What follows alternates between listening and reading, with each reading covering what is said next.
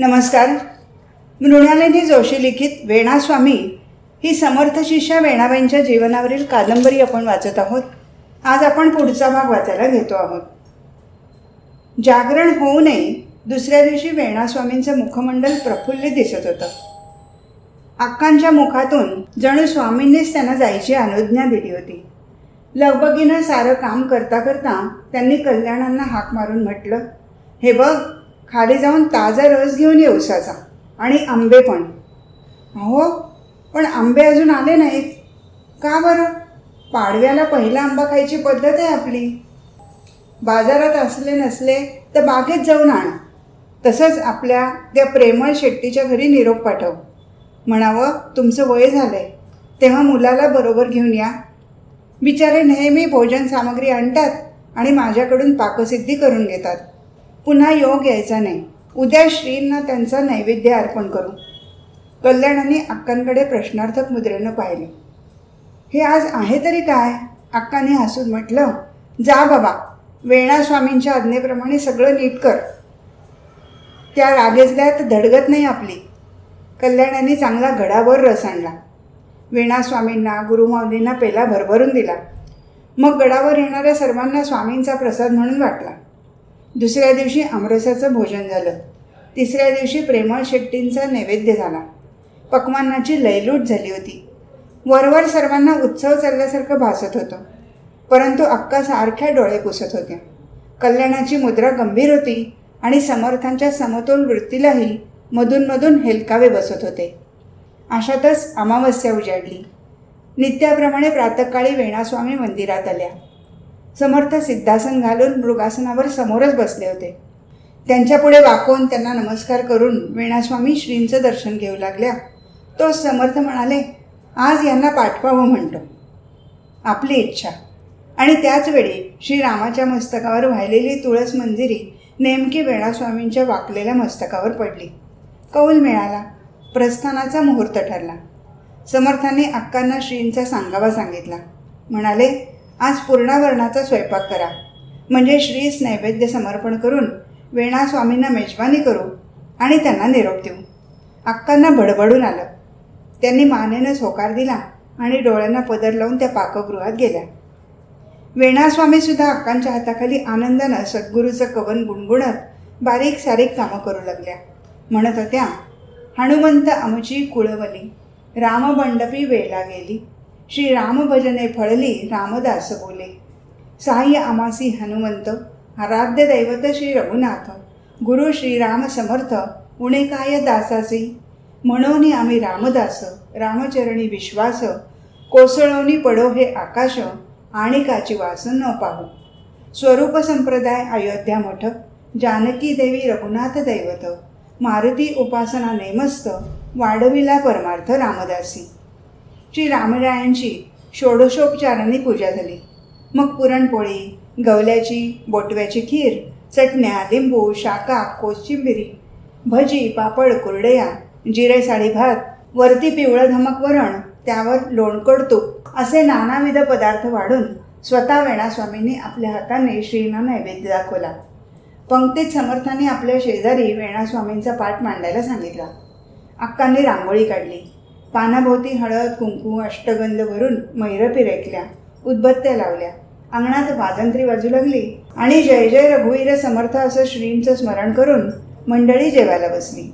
वेणास्वामींच्या मनात अपार प्रेमभाव दाटून आला. या अक्किष्टित जीवाचं केवढं हे कौतुक चाललंय.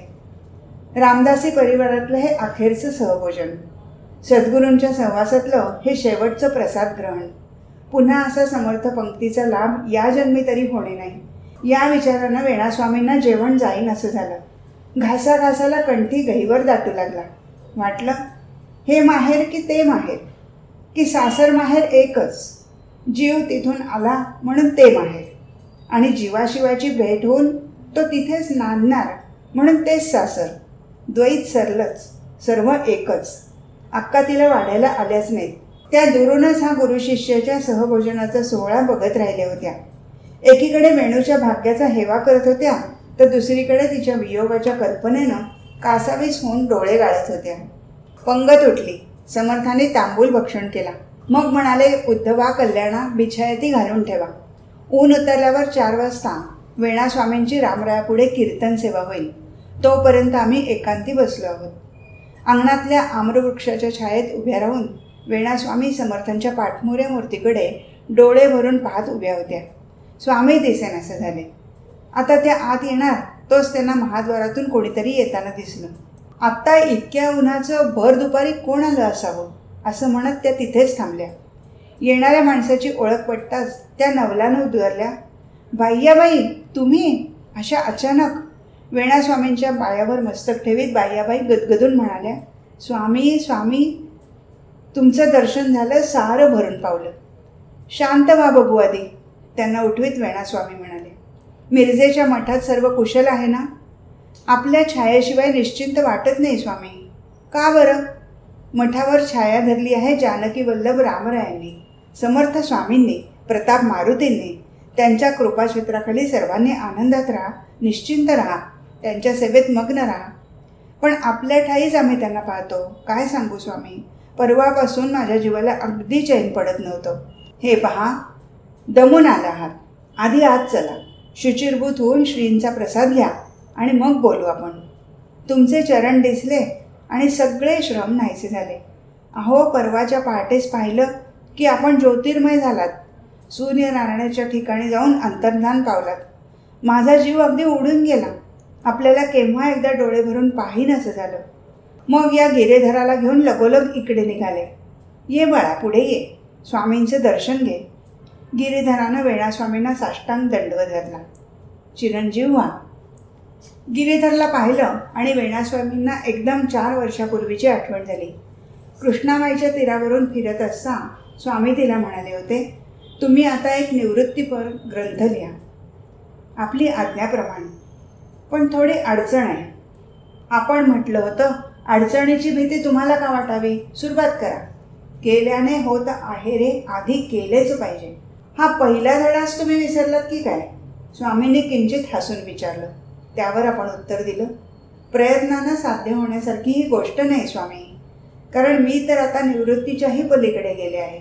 आपण सर्व साक्षी, आपण माझी अवस्था जाणत आहातच. अडचण आहे खरी, परंतु असा ग्रंथ समर्थ परंपरेतून लिहिला गेला पाहिजे.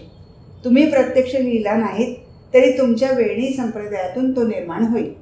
समर्थांनी उच्चारलेल्या ह्या भविष्यवाणीची आठवण वेणास्वामींना या कुशाग्र बुद्धीच्या श्रद्धावान तेजस्वी मुलाकडे पाहून अतिशय तीव्रतेने झाली. त्यांना दिसलं की हाच तो मुलगा, वेणी संप्रदायातला, निवृत्तीपर ग्रंथ लिहिणारा. म्हणूनच जेवण झाल्यावर त्यांनी दोघांनाही जवळ बोलवलं.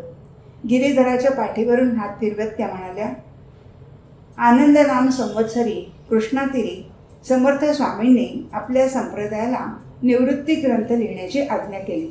तो ग्रंथ होणार आहे तुझ्या हातून. एकच नव्हे तर अनेक ग्रंथ लिहिले जातील तुझ्या हातून. माझा सुद्धा तुला आशीर्वाद आहे. बाळ, यशस्वी हो, ज्ञानसंपन्न हो, उदंड कीर्तिमान हो.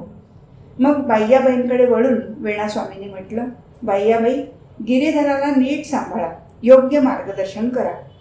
परंतु आपण असताना आम्हावर का हा भार? वेणास्वामींनी नुसतं स्मित केलं. मनातच म्हणाल्या, काय सांगायचं हिला, सगळं दिसलं पण नाही कळलं. स्वयंपाकघराच्या खिडकीतून दिसणाऱ्या पांढऱ्या चाफ्याच्या झाडाकडे विमनस्कपणे पाहत अक्का उभ्या होत्या. मनात खळबळ माजली होती. सखीच्या सहवासातल्या अनेक आठवणी उचंबळून येत होत्या. विरहाची कल्पनासुद्धा असह्य होती, पण त्यावरचा उपाय मात्र हाती नव्हता. वेणूला अडवणं त्यांना अशक्य होतं. अक्का, वेणास्वामींची हाक अक्कांनी ऐकली, पण त्यांनी मागं वळून काही पाहिलं नाही. वेणास्वामी त्यांच्याजवळ गेल्या. त्यांच्या खांद्यावर हात ठेवून म्हणाल्या, अक्का, निघायची वेळ झाली. हे बघ, माझं चुकलं मागलं आधी कोण सगळं पदरात घे. तुझ्या या बहिणीला क्षमा कर. माझ्याशी 2 शब्द बोल अखेरचे. निरोपाच्या वेळी अशी पाठ फिरवून उभी राहू नकोस गा अक्का. अक्का एकदम वळल्या.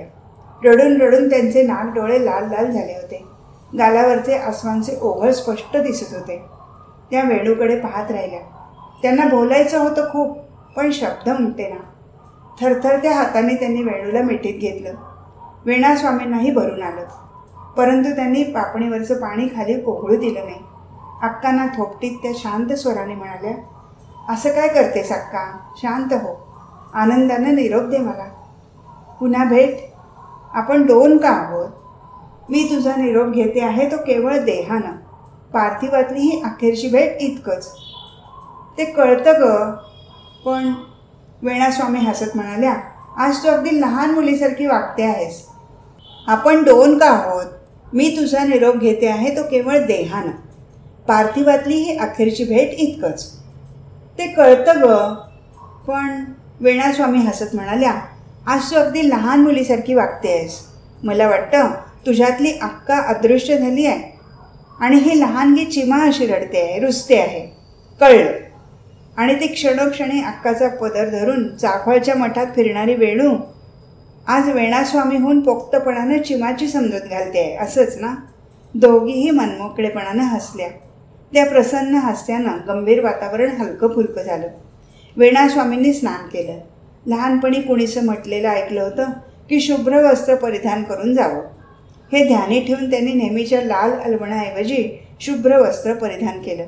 मग त्यांनी सद्गुरूच्या कृपाप्रसादाचं प्रतीक असलेली केशरी वस्त्राची मेखला चौघडी करून शालीसारखी पांघरली. बाहेरगावी कृष्णाकाठी वेणास्वामींचं हेच वस्त्र समर्थांनी मेखलेसारखं परिधान केलं होतं. त्या भाग्यवान वस्त्राचं एक टोक अंगाभोवती घट्ट लपेटून घेत त्या अक्कांना म्हणाल्या, अक्का, मी हे वस्त्र कल्याणाकडून मागून घेतलं होतं. आजपर्यंत पूजेत होतं. आज याला सोबतीला घेऊन मी निघाले आहे. हेच असू दे माझ्या देहावर. करशील ना तेवढं? अक्कांनी मानेनंच होकार दिला. मनात म्हणाल्या, किती कठीण परीक्षा घेतोस रे रामराया माझी. हिची निर्वानिर्वीची भाषा ऐकताना काळजाला पीळ पडतो.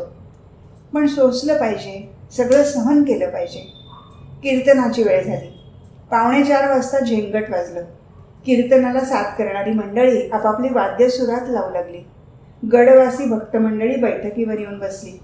समर्थांची स्वारीसुद्धा आज हुरमजी रंगाची बरजरी वस्त्र लेवून मस्तकावर मंजीर म्हणजे चिरा घालून आपल्या काशाय वस्त्राने शोभिवंत केलेल्या आसनावर येऊन बसली. बाजूला उद्धव स्वामी, दिवाकर स्वामी मोर्चेलवारीत उभे होते. वेणास्वामीने ओळखलं की आज आपल्या पाठवणीचा उत्सव साजरा होतो आहे हा. त्यांनी सद्गुरूंना खाली वाकून नमस्कार केला. समर्थांनी मायेने विचारलं, कसला आशीर्वाद देऊ? माग बाळा, काय इच्छेला येईल ते माग. आपल्या कृपेनं लौकिकातल्या वस्तूचा लोभ उरला नाही की सिद्धीचा मोह पडला नाही. मग तो माहेरी जाण्याचा मोह? मोह नव्हे स्वामी, ती ओढ आहे. तेवढंच मागणं आहे माझं अखेरचं. बोलता बोलता वेणास्वामींचे डोळे पाणावले. त्यांच्याकडे अत्यंत स्नेहार्थ दृष्टीनं पाहत स्वामींनी म्हटलं, तुझ्या इच्छेप्रमाणे घडेल वेणू, तुझ्या मनासारखं घडेल. रामाई तुझे लळे अवश्य पुरवी. आशीर्वाद मिळताच वेणास्वामी पुन्हा त्या पावन चरणाशी मोठ्या कृतज्ञतेनं नि प्रेमादरानं वाकल्या. त्यांच्या डोळ्यातली आसवं खळकण त्यांच्यावर पडली. पांघरलेल्या मेखलेच्या शेवानं त्यांनी ती हलकेच टिपून घेतली आणि त्या कृतार्थ मनानं कीर्तनस्थळी आल्या. पूर्वाभिमुख होऊन उभ्या राहिल्या. अंजली जोडून त्यांनी सर्व श्रोतृवृंदांना वंदन केलं आणि जय जयकार केला. जय जय रघुवीर समर्थ. सुरुवातीचं नामस्मरण करून म्हटलं, जय जय राम राम राम, सीता राम राम राम राम, राम हो जय राम हो, पतित पावन पूर्ण कामा हो, नाथा हो दीननाथा हो, तुमचे चरणी राहो माथा हो, बंधू हो दीनबंधू हो, रामदास म्हणे दया सिंधू हो. यानंतर आपदाम प्रहर्तारम तातारम सर्वसंपदाम लोकाभिरामम श्रीरामम भूयो भूयो नमाम्यहम असा प्रभू रामचंद्रांना त्रिवार नमस्कार केला. श्रोता वक्ता दोघांनी मिळून रघुपती राघव राजाराम पतित पावन सीताराम म्हणून थोडा वेळ भजन केलं. वीणास्वामी तल्लीन होऊन म्हणत होत्या, जानकी जीवन राम नाम, सुंदर माधव मेघश्याम, सीताकांत स्मरण जय जय राम. सद्गुरु समर्थ रामदास स्वामी महाराज की जय. महारुद्र हनुमान की जय. श्रेष्ठ गंगाधर स्वामी महाराज की जय. धन्य होणे सकल जिणे, राम गुणे होते, ध्यास पडे ज्यास त्यास सत्य कळो येते. काळ वेळ हे सफळ हित करा काही, सर्व काळ सुख वेळ राम भजा बाई. काय जना कोण मना मानले ते सार, राम वेण सर्व सीण दुःख अनिवार. वेळ पळे निमिष घडी जात लवलाही, आजी घडे तेसे हेची उद्य लागी नाही. सर्व सोडी राम जोडी भजनी निक्काम. धन्य तुम्ही धन्य आम्ही गाऊ राम नाम. हाही लोक परलोक त्यास सासूरवाडी. वेणी म्हणे भक्तजना भजने राम जोडी. पूर्वरंगाला सुरुवात झाली. वेणास्वामींनी आपल्या ओघवत्या वाणीनं रामनामाचं सामर्थ्य श्रोत्यांच्या अनुभूतीला सांडलं. आजचे श्रोते तर सर्वार्थानं साक्षात जगदीश मूर्ती होते. व्युत्पन्न ज्ञानी आत्मप्रचिती घेतलेले गुरु भगिनी गुरुबंधू. श्रोत्या वक्त्यांचा सूर जुळला. हृदय वेण्याच्या तारा एकाच स्वरात लागल्या. सात्विक भावांचा फुलोळा त्यांच्या रोमारोमातून उमलला. नामामृताच्या वर्षावानं अवघा परिसर तृप्त झाला. वेणास्वामींनी पद्यात गायन केलं. चारी दिशांना बुक्का उधळला. नामाचा गजर झाला. समर्थ स्वतः उठले. त्यांनी वेणास्वामींना हार घातला. वेणास्वामींनी हात जोडले. डोळे भरून श्री गुरुमूर्ती निरखली. मनी म्हणाल्या, हे दर्शन सुख आता घडीभराचंच उरलं. वेणास्वामींनी वास्तविक आधी काहीच निश्चित ठरवलं नव्हतं. समर्थांनी एवढंच म्हटलं होतं की तुमचं कवित्व ऐकवा. पण त्यातलं काय ऐकवावं?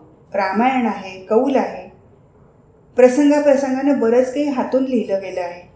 परंतु त्यातलं नेमकं कोणतं घ्यावं याचा विचार करण्याची त्यांची आज मनस्थिती स्थिर नव्हती. परंतु त्यांच्या भावविभोर वृत्तीनंच वेणास्वामींच्याही नकळत आख्यानाला सुरुवात केली ती सीता स्वयंवराची, जीवाशिवाच्या भेटीची. मंगलाष्टकं झाली. मस्तकावर अक्षता पडल्या. वधूरांनी एकमेकांना माळ घातली. रामसीतेवर पुष्पवृष्टी झाली. नभी दुंदुबी वाजल्या. देवाने आनंदानं जय जयकार केला. त्यानंतर होणाऱ्या सर्व लग्नविधीचे समयोचित आणि समर्पक शब्दांनी वर्णन करीत करीत वेणास्वामींनी श्री रामजानकीचा विवाह सोहळा श्रोत्यांच्या मनचक्षुकडे साक्षात उभा केला. वेणास्वामींची कीर्तनं नेहमी रंगत असत. परंतु आजच्या कीर्तनाचा रंग अलौकिक होता. निरूपणात अद्वैताचं विवेचन झालं. निर्गुणाचं प्रकटपणानं चिंतन झालं. नादमधुर संगीतानं ते रसमय झालं. मग झाली हरिकथा. सगुण साकाराचं स्तवन, गुणकीर्तन आणि त्यातूनच प्रकट झालं आत्मनिवेदन. रामस्वरूपी लीन होण्यास उत्सुक असलेल्या वेणास्वामी आपल्या संजीवक अमृत स्वरानं श्रोत्यांच्या हृदयविण्याच्या तारा छेडित होत्या. त्यांच्या मानस सरोवरी भक्तिप्रेमाची कमलपुष्प फुलवीत गाऊ लागल्या. बंद विमोचन राम, माझा बंद विमोचन राम.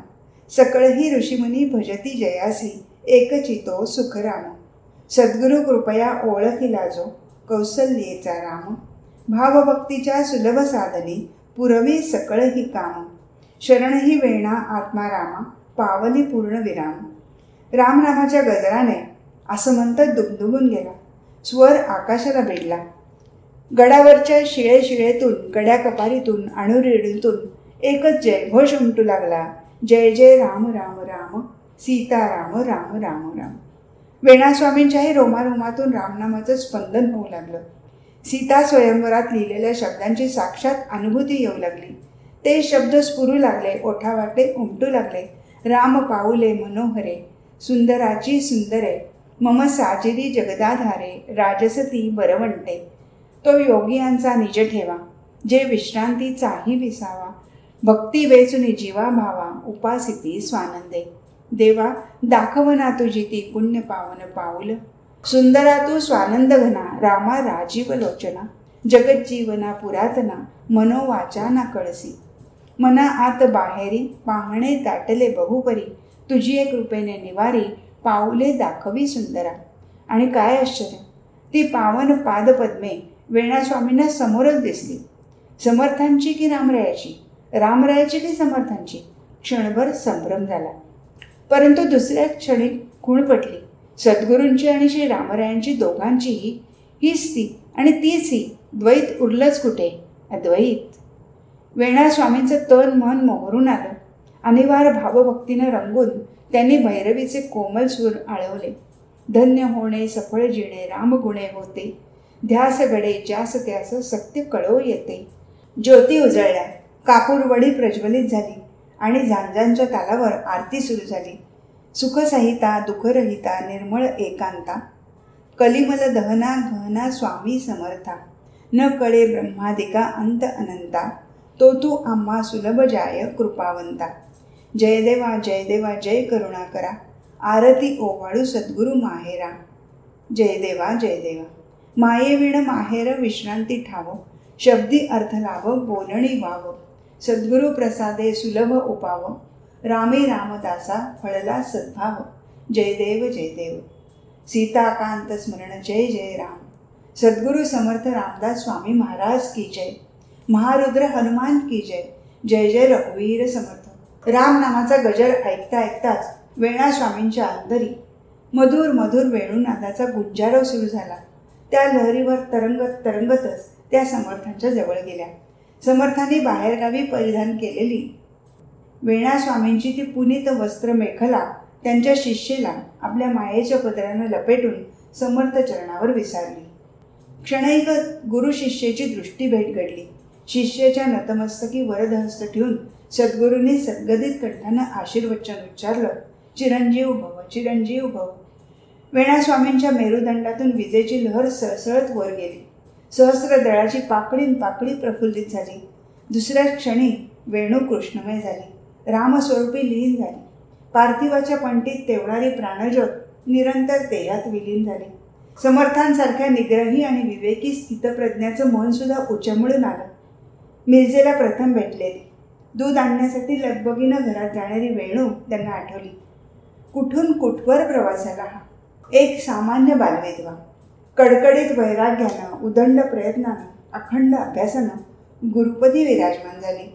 श्रींच्या कृपेनं आपल्या स्वरूप संप्रदायाची स्वामिनी झाली. सूर्य मावळतीवर टेकला. त्याची सरती किरणं खिन्न होऊन माघारी फिरली. हळूहळू दाटू लागलेल्या काळोखात वेणा स्वामींना कुशीत घेणाऱ्या अग्निज्वाळा अधिकच तेजस्वी दिसू लागल्या. तेजस्विनी तेजाचा हात धरून जणू स्वर्गस्थ झाली. निजधामी जाऊन विसावली. अक्का उदास मनानं सगळं बघत होत्या. स्वामींनी मठाच्या वायव्येला लाकडं आणून ठेवा म्हटलं तेव्हाच त्यांच्या छातीत चर्र झालं होतं. म्हणजे वेणू खरोखरच निघाली म्हणता म्हणता गेली, स्वरूपात विलीन झाली आणि आता तर तिची कुडीही भस्मसात झाली. अक्का चला आता. कोणीतरी त्यांना तिथून उठवलं. खोवण्यात स्नानाला नेलं. त्यांनी पाण्याचा पहिला तांब्या डोक्यावर ओतला आणि त्यांना हुंदका आला. म्हणाल्या, आजवर जिथे तिथे तीर्थक्षेत्री नदी किनारी बरोबर वेणू होती. दोघे मिळून स्नान करत होतो. पण आज मात्र मी एकटी. आता मरेपर्यंत हे एकटेपणच आहे नशिबाला. वेणू गेली. तिच्या नावानंच तर ही आंघोळ. अक्कांच्या डोळ्यातलं पाणी खळेना. ते पाहून उद्धव गोसावी त्यांच्याजवळ येऊन बोलले, हे काय अक्का, तुम्ही जसं केल्यावर इतरांनी काय करावं. वास्तविक आपण स्वामींची सेवा करता, नित्यानित्याची जाण ठेवता आणि तरीही नश्वराविषयीचा शोक करता. मोठं आश्चर्य आहे. अक्कांनी डोळे पुसले. म्हणाल्या, तुमचं म्हणणं खरं आहे. आम्हाला स्वामींचे कृपे करून सत्यासत्य समजलं आहे. परंतु तरीही वेणूच्या विरहामुळे चित्ताची व्यग्रता झाल्यापासून राहत नाही. तिच्यासारखी गुणी आणि प्रेमळ बहीण पुन्हा भेटायची नाही याची जाणीव झाली की दुःखाचा कड आवरत नाही. अहो, हाच तर या नश्वरामध्ये चमत्कार आहे. बोलता बोलता अक्कांचा कंठ पुन्हा दाटून आला. समर्थांनी तो दुरूनच पाहिला. पुढे येऊन अक्कांच्या रडून रडून लाल झालेल्या चेहऱ्याकडे पाहत त्यांनी विचारलं, वेणू करता तुम्ही बहुत शोक करता, याचा अर्थ काय? काय करू, तिच्या गुणांची आठवण झाली की राहवतच नाही. परंतु गुणसुद्धा नाशवंतच आहेत, तेव्हा त्यांचं देखील स्मरण करू नये आपण. जी आज्ञाप्रमाण, असं म्हणून अक्कांनी शोक आवरला. हळूहळू मन स्थिरावलं, दुःख उणावलं. दैनंदिन जीवन सुरू झालं. पण नियतीनं अक्कांच्या संयमाची परीक्षाच पाहिजे असं ठरवलं असावं. या धक्क्यातून त्या बाहेर पडतात तोच काळानं त्यांच्या हृदयावर जबरदस्त आघात केला. माघ वद्य नवमी शके 1604 समर्थ स्वामींनी देह ठेवला. सर्व कळत असूनही अक्कांच्या चित्ताचा अनिवार्य क्षोभ झाला. विवेकालाच वेड लागावं असं झालं. त्यांना वाटलं स्वामींच्या देहाला मिठीत घेणाऱ्या अग्निज्वाळांच्या मुखात कुडी झोपून द्यावी, धडधडत्या चितेला प्राणाहुती द्यावी. परंतु स्वामींच्या आज्ञेची लक्ष्मणरेषा ओलांडून पलीकडे जाण्याचं धैर्य त्यांच्या पायांना झालं नाही. ते तिथेच भुईला खिळून उभे राहिले. प्राण पार्थिवाच्या पिंजऱ्यातच फडफडत राहिले. अक्कांना अन्नपाणी गोड लागेना, कामाधामात मन लागेना. मनाची उलघाल सहन होईनाशी झाली की त्या उठत आणि स्वामींच्या समाधीपुढे येऊन बसत. आजही त्या सकाळी समाधीच्या दर्शनाला आल्या. स्वामींना वंदन करून जवळच बसल्या. त्यांच्या एका अंगाला वेणास्वामींच्या देहाचं सार्थक अंत्यसंस्कार अंतपूजा झाली ती जागा होती. त्या जागेवर एक चाफ्याचं झाड झुलत होतं. वाऱ्याची झुळूक आली आणि एक टप्पोरं फूल टपकन समाधीवर पडलं. अक्काने दचकून वर पाहिलं. इतक्यात दुसरं फूल त्यांच्या मांडीवर पडलं. अक्काने ते उचललं. मध्ये गाभ्याला पिवळं पांढऱ्या पाकळ्यांचं, बाहेरच्या बाजूनं तांबूस आणि मंद मधुर गंधानं परिमळणारं ते चाफ्याचं फूल किती मनोहर होतं. वेणास्वामींच्या चारित्र्यासारखं सात्विकने सोज्वळ होतं. त्याच्या मखमली पाकळ्या हळुवारपणानं कुरवळीत अक्का म्हणाल्या, वेणू, तू मोठी भाग्याची हो. स्वामींच्या पायावर काया ठेवलीस, त्यांच्या हातानं देहाचं सार्थक करून घेतलंस आणि आता या वृक्षरूपानं अजूनही त्यांच्या समाधीची पूजा बांधते आहेस. धन्य तुझी. पण मी करंटी मात्र मागे राहून अशी जळते आहे, विरहानं होरपळते आहे. अक्कांच्या हातातलं फूल किंचित थरथरलं. अक्कांना वाटलं त्या फुलांच्या ओठांनी वेणू बोलते आहे, म्हणते आहे, विरह कोणाचा अक्का, माझा? खुडी की काय तू? अगं तू आणि मी दोन का आहोत? एका देठावरच्या दोन कळ्या आपण, फुलं दोन पण गंध एक. अशी खंतावू नकोस माझे बाई, उठ. तुझ्यावर तर सगळी भिस्त आहे. गडावरची, चाफळ मठाची सर्व व्यवस्था तुला पाहिजे आहे.